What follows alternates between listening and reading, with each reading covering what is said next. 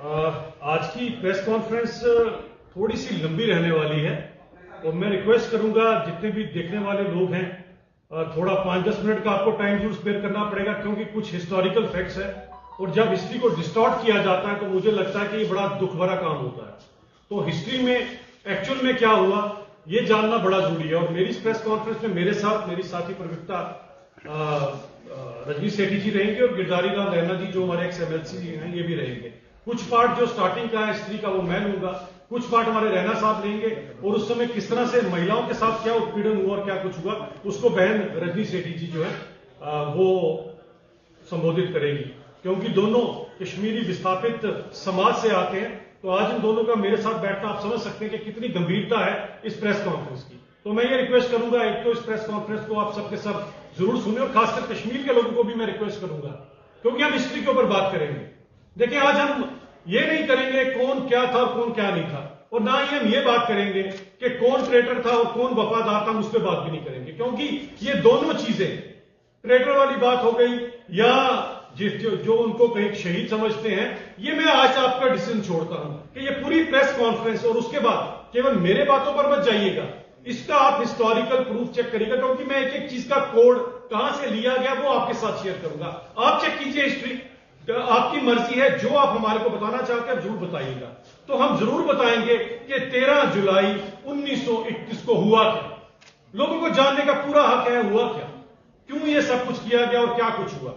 देखें कश्मीर की हिस्ट्री जो हिस्ट्री है उसके ऊपर केमिस्ट्री का भी बहुत बड़ा एक फर्क पड़ा हुआ, और केमिस्ट्री क्यों फर्क पड़ी है, केमिस्ट्री ने क्यों हिस्ट्री को खराब किया, ये मैं जरूर आपको बताऊंगा कि शेख अब्दुल्ला साहब जो वजीफे पर, जो मैंने कल भी कहा, महाराजा हरि सिंह जी के दिए वो वजीफे पर जब पढ़ने गए और केमिस्ट्री के अंदर डिग्री हासिल कर आए, कुछ खास अच्छे नंबर नहीं थे।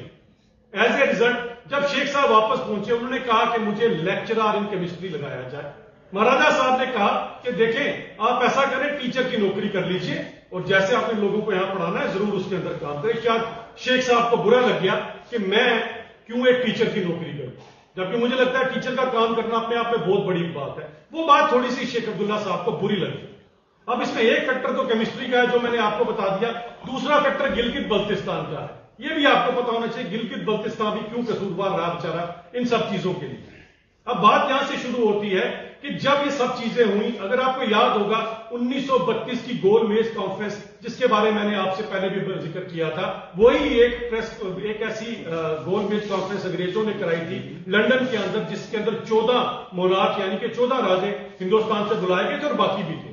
उसमें केवल महाराजा हरि सिंह ने उस समय खड़े होकर कहा कि जो हिंदुस्तान है हम सभी के सभी एक है और जो ब्रिटिशर्स हैं अंग्रेजों को भारत छोड़ना पड़ेगा। ये डिमांड महाराजा हरि सिंह जी ने 1932 की गोल मेज कॉन्फ्रेंस में इंटरनेशनल प्लेटफॉर्म पर की, और उस समय महाराजा हरि सिंह की उम्र कुल 30 साल थी। आप विजन सोचिएगा महाराजा हरि सिंह का कि कैसा रहा होगा। और अंग्रेजों की नजर थी गिलगित बल्तिस्तान पर जो महाराजा साहब की इसमें राज्य में आता।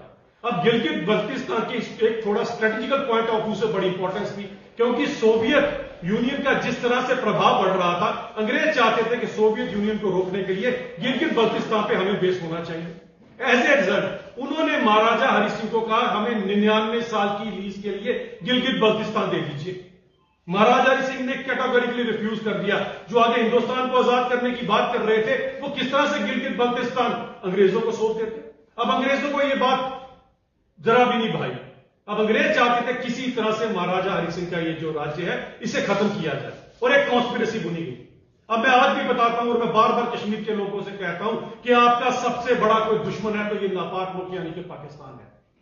और मैं आज भी कहता हूं कि जो भी आज तक यहां कत्लो-गारत हुई है उसका कसूरवार पाकिस्तान है। आज हमारे चीफ मिनिस्टर साहब उमर अब्दुल्ला साहब जो है 13 जुलाई की जस्टिफिकेशन अभी हाउस में दे रहे थे। मैं उमर साहब को कहूंगा आपके पास तो लिखा हुआ सब कुछ है, ये हमारा भी ज्ञान है और जो पढ़कर हमने किया, हमें किसी ने वो आपकी तरह कार्ड्स नहीं पकड़ाए उमर साहब। और जरा हिस्ट्री आप भी उमर साहब चेक कीजिएगा, पढ़े लिखे व्यक्ति हैं और मुझे लगता है कि history can not be change. हाँ, हिस्ट्री के साथ आपने गलत किया है तो वो मैं जरूर आज लोगों के बीच में बताऊंगा। तो हिस्टोरिकल क्या फैक्ट है उमर साहब आपको बताना चाहता हूं 13 जुलाई 1931 का, कि पाकिस्तान जो खासकर उस समय वहां से अब्दुल कादर के नाम के व्यक्ति को अंग्रेजों के कहने पर यहां पर प्लेस किया गया और उसको लेकर आने वाला जो रबल रूफ अहमद था वो भी एक पाकिस्तानी था। जब अब्दुल कादिर को यहां पर लाया गया और कश्मीर के भोले भाले लोगों को, मैं फिर कहना चाहता हूं, कश्मीर के लोगों को भड़काया गया, एक कॉन्स्पिरेसी रची गई। वो अब्दुल कादिर जो पाकिस्तान से आया था, आज भी आप देख लीजिए वो पाकिस्तान रिस्पॉन्सिबल था उस समय भी। खैर उस समय तो ये इसी राज्य के अंदर आता था, लेकिन रिस्पॉन्सिबिलिटी वहीं से ही आती थी सारी की सारी। अब्दुल कादिर जब यहां पर आया उसने यहां के लोगों को भड़काना शुरू किया। जो उस समय कश्मीरी हिंदू कश्मीरी मुसलमान आपस में प्यार में रहते थे, उन्हें भड़काने में सबसे बड़ा रोल किसी ने प्ले किया तो वो पाकिस्तानी अब्दुल कादिर है, जिसकी जस्टिफिकेशन आज कभी एनसी दे रही है, कभी पीडीपी दे रही है। दुर्भाग्य देखिए कि वो जब यहां पर आके कॉन्स्पिरेसी करता है और जब उसका ट्रायल चलता है कोर्ट के अंदर, और वो नॉर्मल कोर्ट नहीं थी महाराजा की, उस कोर्ट को जब ट्रायल में लाया गया तो रैनावाली में एक टेम्पररी कोर्ट उसमें फिक्स की गई। और जब उस रैनावाली के अंदर ये टेम्पररी कोर्ट फिक्स की गई तो उन लोगों ने उकसाने पर उस कोर्ट के ऊपर हमला कर दिया। हजारों की तादाद पर उस समय भड़के हुए लोगों ने जो काम किया और उस समय इनके खिलाफ जब कार्रवाई की गई तो उसके अंदर जो कुछ हुआ ये आपके सामने। अब अगर तो मैं मान लेता हूं आपकी राजा के अगेंस्ट अगर सारी की सारी बात थी, चले आपने अटैक किया, हम वो भी बात आपको मान रहे हैं कि आपने अटैक कर दिया जी एक पाकिस्तानी को बचाने के लिए। उस समय के लोगों ने जो बरगलाए गए थे या जो भड़के हुए लोग थे, उन्होंने एक कोर्ट के ऊपर, एक जुडिशरी के ऊपर अटैक कर दिया। तो मुझे बताएं उन बेचारे कश्मीरी हिंदुओं का क्या कसूर था? ये जरा गिरधारीलाल रैना जी आपको बताएंगे उनका क्या कसूर था, बताएं। रैनावाली के अराउंड के जो लोग थे, बाकी जगह के जो लोग थे, उनकी दुकानें लूटी गई, अजमत लूटी गई, सोना लूटा गया, और जिसे भारत लूट के नाम से के जो चावल भी थे वो तक लूट लिए गए। इन बेचारों का क्या कसूर था? मुझे बताया कि एक पाकिस्तानी के उकसाने पर वहां के लोग भड़क गए। तो हिस्टोरिकल फैक्ट तो उमर साहब आपको पता होना चाहिए। आप डिसाइड कीजिए कौन क्या है क्या नहीं। मैं उसके ऊपर फिर भी नहीं जाना चाहता हूं। हबा कदल, बोरी कदल, ये सारे के सारे जो लोग थे यहां पर उनकी पीड़ना की गई, और ये पुराना आपके पास इतिहास है, इतिहास आप जुटला नहीं सकते हो। ये बातें मैं अपने से ही नहीं कह रहा। अगर आप इसका चेक करना चाहते हैं, क्रिस्टोफर स्नेडर करके 2015 में अंडरस्टैंडिंग कश्मीर एंड कश्मीरी इस किताब में लिखा गया है, मेंशन किया गया है, और ये ना तो हिंदू है ना मुसलमान है, ये क्रिश्चियन है जिसने अपनी ओपिनियन इसके अंदर लिखी है। और ओपिनियन क्या हार्ड फैक्ट दिए, कुछ हार्ड फैक्ट अभी आपको गिरधारीलाल रैना जी भी बताएंगे। 4 महीने तक ये उपद्रव चला है, 4 महीने तक, और इसकी जो आग थी वो वहां पर मीरपुर तक पहुंची, पुंछ राजौरी तक पहुंची। अगर आपको याद होगा उस समय कन्वर्जन की गई, जबरदस्ती लोगों को इस्लाम कबूल कराएगा, जिसके हिस्टोरिकल फैक्ट्स हैं। तो बताएं ये किसके खिलाफ था? क्या राजा के खिलाफ था या हिंदुओं के खिलाफ था? इसका तो जरा प्रमाण दीजिए उमर साहब। आपने तो 2 मिनट में कह दिया, और आपने हमारे एलओपी साहब के सही किए हुए वर्ड्स को, क्योंकि इस समय आपकी हुकूमत है, आप उन्हें एक्सपंज करा सकते हैं, लेकिन मेरे एलओपी सुनील शर्मा जी ने जो वर्ड यूज किए हैं बिल्कुल सही यूज किए। हिस्ट्री इसको बोलती है। आज तो मैं कहता हूं लोग इस हिस्ट्री को स्टडी करें कि कश्मीरी हिंदुओं का क्या कसूर था उस उपद्रव के अंदर। आपकी लड़ाई मानवीय जुडिशरी के साथ थी, आपकी लड़ाई मानवीय उस समय महाराजा की पुलिस के साथ थी। इन लोगों का क्या कसूर था? ये मुझे जरा इसका प्रमाण उमर साहब दे दे, तो मैं आपकी बातों में बात मानने को तैयार हो जाऊंगा उमर साहब, वरना आप मेरी बात में मानिए कि इनको मार्टर नहीं कहा जा सकता। ये गलत लफ्ज है जो आप इस्तेमाल कर रहे हैं उमर साहब, और हिस्ट्री इसके लिए आपको कभी माफ नहीं करेगी। डॉक्टर मिर्जा अशरफ की किताब है लैंड टू टिलर, उसके अंदर भी इसका व्याख्यान किया गया है, जरा ये भी पढ़ लीजिएगा। और अगर जुडिशरी की कही हुई इस बात के ऊपर या जुडिशरी के दिए हुए डिसीजन के ऊपर उमर साहब, अगर आपको लगता है इन लोगों को ऐसे कहा जाना चाहिए, 2010 में जनाब उमर साहब आप मुख्यमंत्री थे, मचेल के उस एनकाउंटर के बाद जब यहां पर उपद्रव फैला 120 लोगों की जान चली गई। उमर साहब आप यूनिफाइड कमांड को हेड कर रहे थे, उसे आप क्या कहेंगे फिर? जरा जवाब दे दीजिए। आपके कार्यकाल में 120 लोगों की जान गई है क्योंकि आप मैनेज नहीं कर पाए। यूनिफाइड कमांड थी, कौन लीडर थे उस समय? उमर साहब मुख्यमंत्री थे यहां से। उसके बारे में भी जरा उमर साहब हमें जवाब दे दीजिए। और दूसरी पार्टी आपकी सहयोगी पार्टी जो आपके सुर में सुर मिलाकर, जिनकी आज खानदानी राज के चलते जो साहबजादी हैं वो आज कहीं पर पुतले फूकने में बिजी हैं, कहीं कुछ है। हिस्ट्री का तो खैर उन्हें कितना बयान है, केमिस्ट्री मैंने बता दी कहां से खराब हुई थी। तो उनको बताना चाहता हूं कि जब आपकी वालिदा यूनिफाइड कमांड को हेड कर रही थी 2016 में, आपकी वालिदा यहां पर हेड थी। यूनिफाइड कमांड आपके हाथ में थी, हमारे हाथ में नहीं थी। आपके उस समय 96 कश्मीरियों की जान गई है, कश्मीरी युवाओं की जान गई है, और पैलेट गन इस्तेमाल करने के लिए आपकी वालिदा ने उस समय आदेश दिए थे। उनके बारे में आप क्या कहेंगे? वो कौन थे? ये हिस्ट्री जरा चेक कीजिए। और मैं उमर साहब से रिक्वेस्ट करूंगा, आप मुख्यमंत्री हैं, पूरा जम्मू कश्मीर आपकी तरफ देख रहा है, बायस होकर अपनी ओपिनियन बनाए। 60-70 साल बायस ओपिनियन के कारण ही हमारे जम्मू के लोगों की उत्पीड़ना हुई है। 51-52 की पहली असेंबली में 1.5 लाख हमारी पॉपुलेशन ज्यादा थी और 1.5 दर्जन ज्यादा सीटें आपके दादाजी की मेहरबानी से वहां चले गई। तो हिस्ट्री को मत गलत कीजिए, हिस्ट्री है, इसका जवाब जरूर दीजिएगा। गिरधारी लाल रैना जी अभी आपको बताएंगे किस तरह से कश्मीरी हिंदुओं की उत्पीड़ना 13 जुलाई 1930 को की गई थी। गिरधारी लाल जी प्लीज। धन्यवाद डॉक्टर अभिजीत जी। अभिजीत जी ने अभी सारा historical of the great game plan जो था उसके बारे में से लेकर और बाकी सारी चीजों के बारे में बताया। 13 जुलाई को सबसे पहले मैं याद दिलाना चाहता हूं, जो चीफ मिनिस्टर उमर अब्दुल्ला साहब ने अपने बयान में कहीं पर भी जिसका जिक्र नहीं किया, कश्मीर की religious minorities, Hindu minorities, Kashmiri Pandit minority बटलूट या ब्लैक डे के रूप में मनाती है। 13 जुलाई 1932 से लेकर आज तक बिना नागा, बिना ब्रेक लगातार वो उसको ब्लैक डे के रूप में ऑब्जर्व करती है। कारण क्या था ऑब्जर्व करने का? उसमें उन्होंने अभी जिस असेंबली में जिस स्टेटमेंट का अभिजीत जी जिक्र कर रहे थे कि उमर साहब जो रिप्लाई में बता रहे थे 13 जुलाई के बारे में, तो उसमें उन्होंने दलाल कमेटी रिपोर्ट की बात की। दलाल कमेटी की रिपोर्ट को शायद उमर साहब ने पूरा नहीं पढ़ा। उन्होंने क्लियरली लिखा है कि ये स्पॉन्टेनियस कोई राइट्स नहीं थे, ये प्लान्ड राइट्स थे। दलाल कमीशन की कमेटी के रिपोर्ट में लिखा है कि कैसे पर्टिकुलरली गौ कत्ल के बारे में जिक्र है कि कैसे 12 और 13 की रात को घर घर जाकर प्रवोक किया गया था कि ज्यादा से ज्यादा संख्या में सेंट्रल जेल पहुंचिए। सेंट्रल जेल में क्या हो रहा था? ये जो अब्दुल कदीर जिसका जिक्र अभी अभिजीत जी कर रहे थे, जो लाहौर से आया था, एक कुक बनकर आया था, डिस्गाइज में आया था, बेस बदल कर आया था। जब उसने खानकाई मौला में जबरदस्त प्रोवोकेटिव कम्युनल भाषण दिया, उस पर मुकदमा दायर किया गया, तो उसके बारे में जब मुकदमा चल रहा था, उस मुकदमे को चलने नहीं दिया गया। इसलिए चूंकि नॉर्मल कोर्ट में मुकदमा नहीं चल पाया था, वहां पर मॉब्स इकट्ठी हो रही थी, इसलिए कोर्ट को शिफ्ट किया गया सेंट्रल जेल में। लेकिन सेंट्रल जेल पर भी इस तरह से दावा बोला गया कि वहां पर भी उस प्रोसीडिंग्स को बढ़ने नहीं दिया गया। मैं आपको फिर बता रहा हूं कि यह दलाल कमेटी की, जिसकी आज मुख्यमंत्री साहब जिक्र कर रहे थे, उसका पूरा रिपोर्ट अगर किसी और ने भी पढ़ना है आर्काइव्स में, उसमें अवेलेबल है, ऑनलाइन भी अवेलेबल है। हमारे ही मित्र स्वर्गीय डॉक्टर शैलेंद्र जामवाल जी ने उस पर अपना डॉक्टरेट लिखा हुआ है, अवेलेबल है, पढ़ लीजिए उसको। जिस तरह से अभिजीत जी ने कहा, अगर आपका महाराजा जी के साथ, महाराजा हरि सिंह जी के साथ मान लीजिए कोई दिक्कत थी, उसके बारे में आप प्रोटेस्ट कर रहे थे। रिलीजियस माइनॉरिटीज ने क्या कसूर किया? क्यों महाराजगंज में दुकानें लूटी गई? क्यों वैसारनाग जो इस रूट पर भी नहीं आता था? अगर आप रहनावारे से सेंट्रल जेल से चलेंगे और शहर की तरफ आएंगे, सौरा तो वैसारनाग तो सौरा रूट पर था, तो सौरा से लोग कहां से आ गए, किसके कहने पर आ गए? यह आपको इसका भी जिक्र करना चाहिए था। और फिर जैसे कहा कि यह कई महीनों तक चला। कानीहामा में क्या हुआ? पुलवामा में माधवलाल जी की हत्या किस भीड़ ने करी?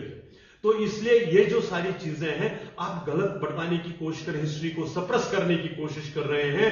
वास्तविकता यह है कि लोग जानते हैं कि कम्युनल मोबिलाइजेशन, अगर सिकंदर बुत सिकंदर द आइकोनोक्लास्ट के बाद और जाबिर और जालिम अफगानियों के बाद अगर कोई मोबिलाइजेशन कम्युनल लाइन्स पर और इनग्रेन्ड कम्युनल लाइन्स पर की, तो नेशनल कॉन्फ्रेंस के नेताओं ने की। और सिर्फ रीजन और रिलीजन के बेस पर नहीं, विद इन रिलीजन भी उन्होंने किस प्रकार से, चाहे वो शेर बकरा हो, चाहे सिर्फ डिविसिव पॉलिटिक्स, एक को दूसरे के साथ लड़ाना ताकि खुद पावर में रहे, और जब पावर में आ जाए तब अपने सुर बदल देना। ये जो आपकी फितरत है, ये रूट काज रही है। और आपने आज बड़े दिलदारी वाली बात कही कि मैं भी 5 दिसंबर की छुट्टी को त्यागना चाहता था। उमर साहब, अगर आपको सचमुच में होता है, इस पर शोर क्यों डालते हैं? अगर आपको लगता है कि छुट्टी होने या ना होने से शेख अब्दुल्ला साहब के कद में कोई फर्क नहीं पड़ता है, तो आप इस पर शोर क्यों डालते हैं? क्यों इस पर प्रोटेस्ट करवा रहे हैं? क्यों जरूरत पड़ रही है आपकी? क्योंकि आपकी कथनी और करनी में अंतर है। आप डिसेप्टिव पॉलिटिक्स करते हैं, आप डिसेप्शन की पॉलिटिक्स करते हैं। जो आज आपकी ज्यादा दिक्कत यह है कि 2019 के बाद कश्मीर के लोगों को जो प्रोपेगेंडा के तहत जो आप लोग बातें बता रहे थे उनको सही पिक्चर सामने आई है। कहीं वो एक तरीके से होलसेल में भारतीय जनता पार्टी की तरफ ना आ जाए, इसको लेकर आप चिंतित हैं। इसलिए वो इमोशनल पॉलिटिक्स को दोबारा आप प्रोवोकेटिव पॉलिटिक्स को आप पुश कर रहे हैं, जो ज्यादा देर इसलिए नहीं चलेगी।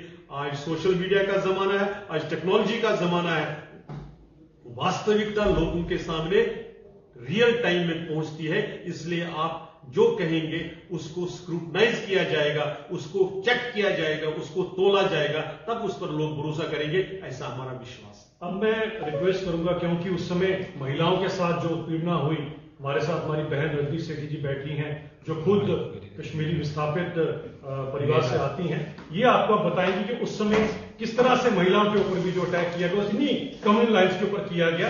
ये मेरी बहन आपके साथ बात करेगी। आप सब जानते हैं कि पिछले 4 दिन से लगातार बजट चल रहा है और बजट में हम लोगों के मुद्दे लेकर काम करना चाहते हैं, मगर कहीं एनसी और पीडीपी कुछ अलग अलग मुद्दों पर बात कर रही है, कभी 370 का मुद्दा लेकर और कभी 13 जुलाई का मुद्दा लेकर। मेरे भाई अभिजीत जी ने अभी बड़े विस्तार से 13 जुलाई की बात आप सबके सामने रखी है।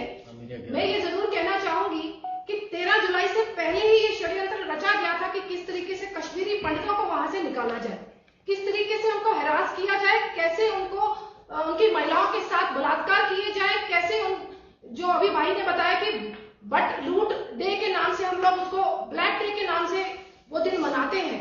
मगर 12 जुलाई की विस्तार से इन्होंने बात की कि कैसे रातों रात वहां पर उपद्रव मचाने के लिए वहां लोगों को उकसाया गया और आक्रमण करवाया गया। ये हिस्ट्री लगातार एनसी कहीं ना कहीं गुमराह कर रही है जम्मू कश्मीर के लोगों को, बताकर कि सिर्फ वो जो थे वो शहीद थे, मगर हम लोग जानते हैं कि शहीद उसी को बोला जाता है जो देश के लिए शहादत देते हैं, जो देश की सुरक्षा के लिए काम करते हैं। उन लोगों ने ऐसा कुछ नहीं किया था। उन लोगों का मकसद था कश्मीरी पंडितों को वहां से खत्म करना। उन लोगों का मकसद था कश्मीर में कहीं ना कहीं एक उपद्रव मचाना, जो लगातार वो करते रहे। उसके बाद भी वो नहीं रुके। 1930 के बाद लगातार ये चलता रहा। अभी गिरधारी लाल जी ने बताया वेरीनाग में कैसे दुकानों को लूटा गया। अलीकदर जहां मेरे नानके हैं, वहां नानके में मेरे आसपास के इलाके से हमारी नानी बताती है किस तरीके से महिलाओं के साथ क्या दुष्कर्म किया गया, कहां बच्चियों के साथ बलात्कार किया गया और वो हिस्ट्री दबा दी गई। हम चाहते हैं कि उस हिस्ट्री को ओपन किया जाए। जो हम हिंदू मुसलमान में आपस में कहीं ना कहीं तकरार पैदा करने की कोशिश कर रही है एनसी सरकार, वो मुसलमानों को भी बताना चाहिए कि क्या गलती रही है उन लोगों की। आज उसके बाद भी एनसी सुधरी नहीं है। आप समझ सकते हैं 1990 के विस्थापन के बाद जब महिलाओं के साथ अलग अलग किस्म के बलात्कार किए गए, मैं कहती हूं माइनर लड़की को भी नहीं छोड़ा गया, तो उसके बावजूद भी वो अपनी गलतियों से समझे नहीं है, सुधरे नहीं है और आज भी असेंबली में कहीं ना कहीं बीजेपी के ऊपर कटाक्ष कर रहे हैं। मैं पूछना चाहती हूं उनसे, आज भी आप 370 की बात कर रहे हैं। जो मोदी जी ने 370 खत्म किया, उस 370 के कारण महिलाओं को उनके अधिकार मिले, तो क्या चाहते हैं आप कि महिलाओं को उनके अधिकारों से वंचित किया जाए? फिर से आप उसी दौर में ले जाना चाहते हैं जम्मू कश्मीर को। तो मुझे ये कहना है, मोदी जी एक तरफ महिलाओं और पुरुषों को बराबरी का अधिकार दे रहे हैं, दूसरी तरफ आप महिलाओं को कहीं ना कहीं खत्म करने की कोशिश कर रहे हैं। अपने माइंडसेट को ठीक करिए। अगर आप सरकार चलाना चाहते हैं, जम्मू कश्मीर में हिंदू मुसलमान को लेकर चलना चाहते हैं, तो महिलाओं को भी उतना ही दर्जा दीजिए। जो गलतियां आप महिलाओं के साथ कर चुके हैं अपनी सरकारों में, अब हम वो रिपीट नहीं होने देंगे, क्योंकि बीजेपी स्ट्रांग अपोजिशन में है। हमारे